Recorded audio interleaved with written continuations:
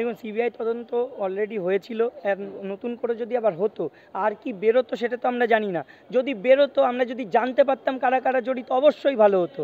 আর গতবারেও আমরা দেখেছি সিবিআই তদন্তের পরেই কিন্তু বাকিদেরকে জেলে পাঠানো হয়েছিল, তাদের বিরুদ্ধে তদন্ত চলছে, এমনকি জেলে আছে। আবার তারা মানে ছাড়াও পেয়ে যাচ্ছে, আস্তে আস্তে জামিনও পেয়ে যাচ্ছে। তাহলে তারা 1 বছর 2 বছর 3 বছর থাকলো, জামিন পেয়ে গেল, আর আমরা কি হলাম? আমাদের আজকে সাজা দেওয়া হলো। তা আমাদের ক্ষেত্রেও কি এরম হবে যে আজকে সাজা দেওয়া হলো, 2 বছর পর আমাদেরকে আবার চাকরিতে ফিরিয়ে দেওয়া হবে?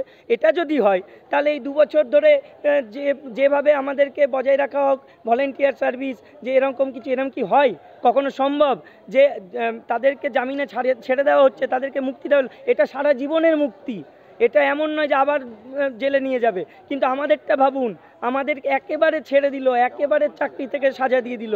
এটা যাবজ্জীবন নয়, এটা মৃত্যুদণ্ড। এটা যাবজ্জীবনও নয়, এটা মৃত্যুদণ্ডের সাজা দেওয়া হয়েছে আমাদেরকে। তাই 2 ধরনের বিচার হলো আমাদের সাথে, একটা ওখানে দেখলাম, একটা এখানে।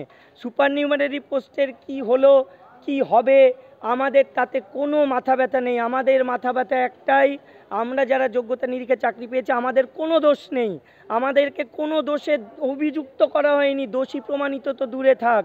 আমাদেরকে ইমিডিয়েটলি মিরর ইমেজ বার করিয়ে এবং যোগ্য অযোগ্য লিস্ট সার্টিফাই করিয়ে পাবলিশ করিয়ে, বা যে হার্ড ডিস্কগুলো পাওয়া গেছে 3টে, সেই 3টে হার্ড ডিস্কের যত এমআর আছে ডিজিটালাইজ সব কিছু পাবলিশ করা হোক, সমস্ত ওপেন করে দেওয়া হোক, সমস্ত সব কিছু।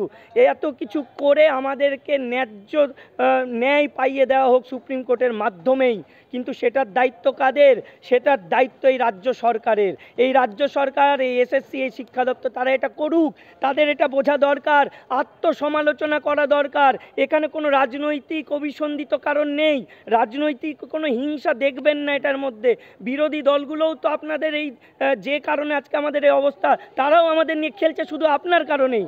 আপনারা এটা করতে পেরেছেন বলেই বিরোধী দলগুলো আজকে আমাদের নিয়ে খেলছে। তাহলে সবাই মিলে খেলবেন, আমরা নাচবো, এটা করবেন না। সবাই মিলে ভাবুন, আমাদেরকে এই রক্ষা করুন এই জায়গাটায়। আজকে তাদেরকে এটা বুঝতে হবে, আমরা কিন্তু কোনো পার্টি, কোনো দলের সমর্থক নই।